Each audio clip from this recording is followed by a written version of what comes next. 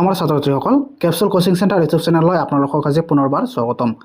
আজি আমি আলোচনা কৰিম দশম শ্ৰেণী অৰ্থাৎ HSLCৰ গ্ৰামাৰ সেকশনত যিমানখিনি পৰীক্ষাত আহিবলগীয়া গুৰুত্বপূৰ্ণ প্ৰশ্ন উত্তৰ আছে সকলোখিনি আলোচনা কৰিম। তোমালোকে যদি এইটো ভিডিও সম্পূৰ্ণকৈ স্কিপ নকৰাকে চাই থাকা, আশা কৰোঁ তোমালোকে ইয়াৰ পৰা গ্ৰামাৰ সেকশনৰ যিমানখিনি প্ৰশ্ন উত্তৰ আছে ইয়াৰ পৰা 100% আপোনালোকৰ কমন পৰিব। তো আপোনালোকে ভিডিওটো স্কিপ নকৰাকে লাষ্টলৈকে চাই থাকিব।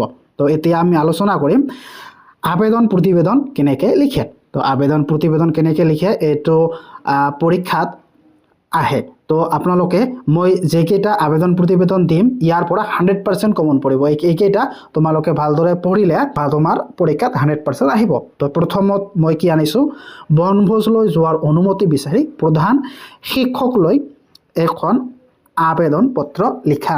তো এনেকা প্ৰশ্ন তোমালোকৰ পৰীক্ষাত আহিব। তো তোমালোকে এনেকৈ লিখিবা।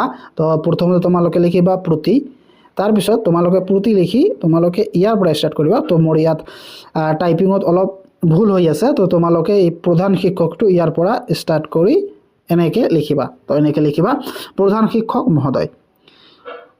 ইয়াত তোমালোকৰ স্কুলৰ নাম লিখিবা। প্ৰহলিছ মই জাতীয় বিদ্যালয় লিখিছোঁ, তোমালোকৰ নিজৰ বিদ্যালয়ৰ নাম লিখিবা। তাৰপিছত তাৰিখ লিখিবা। তাৰপিছত মহাশয় এনেকৈ লিখিবা সন্মানপূৰ্বক বিনীত নিবেদন এই যে আমি নৱম আৰু দশম শ্ৰেণীৰ ছাত্ৰ ছাত্ৰীসকলে যোৱাকালি ছুটিৰ পিছত লগ লাগি শিৱসাগৰ ভ্ৰমণলৈ যাম বুলি সৰ্বসন্মতি ক্ৰমে সিদ্ধান্তত উপনীত হৈছোঁ। তো এনেকৈ লিখিবা শিৱসাগৰৰ অসমৰ এক ঐতিহাসিক ঠাইত ইয়াত আহোম ৰজাসকলৰ বিভিন্ন কীৰ্তিচিহ্ন অনুগ্ৰহ কৰি আপুনি যদি অনুমতি দিয়ে তেন্তে আমি অহা আপোনালোকে তাৰিখটো লিখিব যেতিয়া যাব, বা এইটো এনেকৈ লিখিব তাত গৈ ইতিহাস প্ৰসিদ্ধ ঠাইখন চাই মন সাৰ্থক কৰিব বিচাৰো। তো তোমালোকে এনেকৈ লিখিবা আমাৰ বিশেষ অনুৰোধ, আমাৰ যাত্ৰাৰ পৰিচালক আৰু পথ নিৰ্দেশক হিচাপে আমাৰ লগত যেন এজন শিক্ষক যাবলৈ অনুমতি দিয়ে। আমি সকলোৱে শান্তি আৰু শৃংখলা বজাই ৰখাৰ বাবে প্ৰতিশ্ৰুতিবদ্ধ। আমি আশাবাদী যে দয়ালু মহোদয়ে আমাৰ আবেদন মঞ্জুৰ কৰি আমাক বৰ্ধিত কৰিব। তো তাৰপিছত তোমালোকে ইতি বিনীত এইখিনি তোমাৰ নাম এইবিলাক লিখি দিবা। তাৰপিছত এনেকুৱা ধৰণৰ আহিব পাৰে, এইটো 2024 চনত আহিছিল এই কুৱেশ্যনটো। ধৰি লোৱা তুমি বিদ্যালয়ৰ খেল বিভাগৰ সম্পাদক, সেয়া ছাত্ৰ ছাত্ৰীসকলৰ চাহিদাৰ প্ৰতি লক্ষ্য ৰাখি বিদ্যালয়ৰ প্ৰধান শিক্ষক বা অধ্যক্ষলৈ খেল ধেমালিৰ বাবে অধিক সুবিধা আদায় কৰিবলৈ এখন আবেদন পত্ৰ প্ৰস্তুত কৰা। তো এনেকা প্ৰশ্ন তোমালোকৰ বাবে আহিব এইবাৰ 100%। তো তোমালোকে এনেদৰে লিখিবা। এইবিলাক চাই তোমালোকে বহীত লিখি বা তোমালোকে এনেকৈ লিখি চাই এনেকা ধৰণৰ আহিব তোমালোকৰ পৰীক্ষাত। তো তোমালোকে এইখিনি ভালদৰে চাই ল'বা, এনেকৈ লিখিবা। তাৰপিছত ইতি বিনীত আপোনাৰ একান্ত বাধ্য ছাত্ৰ নয়ন বৰুৱা খেল সম্পাদক, বা এইখানত তোমালোকৰ নাম লিখি দিবা। তাৰপিছত 3 নম্বৰ সামাজিক ছুটি খুজি, কি এইটো ছুটি হ'ব সামাজিক ছুটি খুজি, 3 নম্বৰত কি কৈছে, সাময়িক ছুটি খুজি প্ৰধান শিক্ষকলৈ এখন আবেদন পত্ৰ লিখা। ছুটি বিচাৰি আবেদন এইবিলাক পৰীক্ষাত আহে। তো এইখিনি তোমালোকে ভালদৰে পঢ়ি ল'বা। কি লিখাইছে ইয়াত, প্ৰতি মাননীয় প্ৰধান শিক্ষক মহোদয়, তাৰিখটো তোমালোকে ইয়াত দিবা। মই আগৰ তাৰিখ ভুলতে আহি গৈছে, তো তোমালোকে ইয়াত দিবা জ্ঞানদীপ হাইস্কুল বা তোমালোকৰ স্কুলৰ নাম দিবা। তাৰপিছত বিষয় কি ইয়াত আছে, সাময়িক ছুটি বিচাৰি আবেদন। তাৰপিছত মহাশয়, তো তাৰপিছত এনেকৈ লিখিবা তোমালোকে বিনীত নিবেদন এই যে মই আপোনাৰ স্কুলৰ দশম শ্ৰেণীৰ ছাত্ৰ, মই নিয়মিত শ্ৰেণীত উপস্থিত আছোঁ যদিও আজি মোৰ মূৰ ঘূৰাই আছে আৰু দুৰ্বল অনুভৱ কৰি আছোঁ। গতিকে দয়ালু মহোদয়ৰ ওচৰত মোৰ প্ৰাৰ্থনা জনাওঁ যে তেখেত যেন মোক প্ৰথম পিৰিয়ডৰ পিছত সাময়িক ছুটি মঞ্জুৰ কৰি বৰ্ধিত কৰে। তো ইতি তোমালোকে ইয়াত দিবা, ইয়াত ইতি দিবা। ইতি আপোনাৰ একান্ত বাধ্য ছাত্ৰ, ইয়াত নাম লিখিবা, শ্ৰেণী লিখিবা, ইয়াত নাম, ইয়াত শ্ৰেণী, আৰু তোমালোকৰ ৰোল নম্বৰটো ইয়াত লিখিবা। তাৰপিছত 4 নম্বৰত কি কৈছে, পৰীক্ষাত বহাৰ পৰা নিবৃত্তি বিচাৰি প্ৰধান শিক্ষকলৈ এখন আবেদন পত্ৰ লিখা।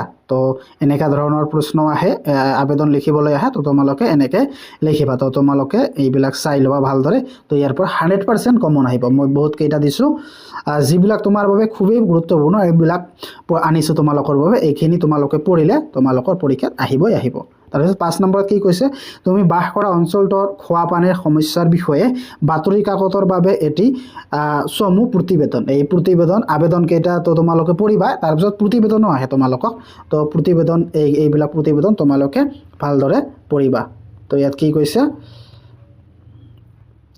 পূৰ্তি তো পূৰ্তিৰ পিছত তোমালোকে ইয়াৰ পৰা মাননীয় আৰম্ভ কৰিব তো ইয়াত ভুল হৈ আছে মাননীয় সম্পাদক মহোদয় এত তাৰিখ গুৱাহাটী বা তোমাৰ ঠাইৰ নাম দিবা বৃহত্তৰ কমলপুৰ গাঁৱৰ খোৱা পানীৰ সমস্যা তাৰপিছত কি লিখিবা মহাশয় আপোনাৰ বহুল পৰিচিত জনপ্ৰিয় দৈনিক অসমৰ জৰিয়তে আমি সংশ্লিষ্ট চৰকাৰী কৰ্তৃপক্ষৰ অৱগত কৰিব বিচাৰোঁ যে আমাৰ বৃহৎ কমলপুৰ অঞ্চলৰ ৰাইজে বহুদিন ধৰি বিশুদ্ধ খোৱা পানীৰ অভাৱত ভুগি আছে নামনি অসমৰ এই অঞ্চলটোৰ এটি দুখীয়া অঞ্চল ইয়াৰ বাসিন্দাসকলৰ পকী নলা খন্দাৰ সমৰ্থ নাই প্ৰায় 1 দশক বছৰৰ পূৰ্বে চৰকাৰে কিছুমান দমকল যোগান ধৰিছিল যদিও সেইবোৰ এতিয়া অকাৰ্যকৰ হৈ আছে মানুহে খোৱাৰ অনুপযুক্ত পুখুৰীৰ পানী ব্যৱহাৰ কৰিবলৈ বাধ্য হৈছে এনে পৰিস্থিতিত মানুহৰ লগতে জীৱ-জন্তুৰ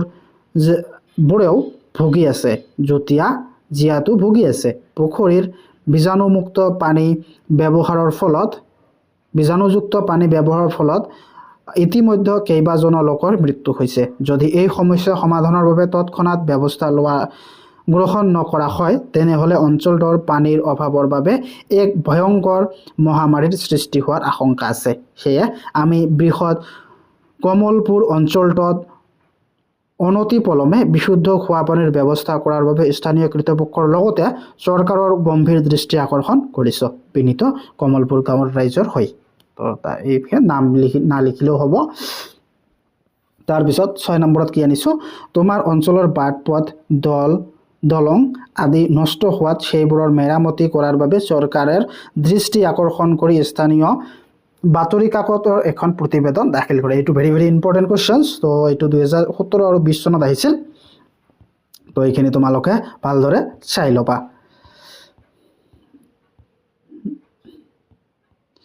তাৰপিছত এতিয়া আমি আলোচনা কৰিম ভাৱ সম্প্ৰসাৰণ তো ভাৱ সম্প্ৰসাৰণ তোমালোকৰ পৰীক্ষাত 100% এটা হলেও আহিব তো মই কেইটামান আনিছো তোমালোকৰ বাবে গুৰুত্বপূৰ্ণ বাছি আনিছো তো এই কেইটা তোমালোকে যদি পঢ়া তোমালোকৰ 100% ইয়াৰ পৰা এটা কমন থাকিব তো তোমালোকৰ বাবে প্ৰথমটো আনিছো লাগি থাকিলে মাগি নাখায় তো তোমালোকে কি লিখিবা লাগি থাকিলে মাগি নাখায় হৈছে অসমীয়া ভাষা সততে উদ্ধৃত কৰা এক প্ৰবচন কোনো কাম একানপতীয়াকৈ কৰি থাকিলে যে আমি সফলতা লাভ কৰিব পাৰি তাক বুজাবলৈ উক্ত প্ৰবচনটো কোৱা হয় মানুহে জীৱনত সফলতা বিচাৰে আৰু সফলতাৰ কামৰ লগত জড়িত কাৰণ মাথো কৰ্মৰ জৰিয়তে জীৱনত সফলতা লাভ কৰিব পাৰি কামত সফলতা পাবলৈ একান্তভাৱে আৰু নিষ্ঠাৰে লাগি থাকিব লাগিব উদাহৰণস্বৰূপে এজন গায়কে নিজকে প্ৰতিষ্ঠা কৰিবলৈ